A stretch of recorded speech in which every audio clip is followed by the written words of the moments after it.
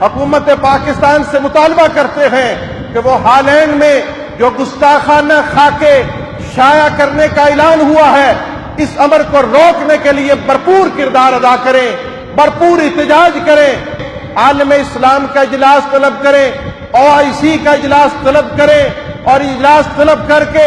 امت مسلمہ کے حکمران تحفظ ناموس رسالت کے لیے فوری کردار ادا کریں اور عالمی سطح پر قانون سازی کرائیں کہ کوئی بھی نبی پاک صلی اللہ علیہ وسلم کی توہین نہ کر سکے، 1 ارب سے زیادہ مسلمانوں کے جذبات ایمانی کو مجروح نہ کر سکے، وہ نبی پاک صلی اللہ علیہ وسلم کے توہین آمیز خاکے نہ بنا سکے۔ اگر یہ کام نہ کیا گیا تو امت مسلمہ بھرپور احتجاج بھی کرے گی اور اپنا کردار بھی ادا کرے گی۔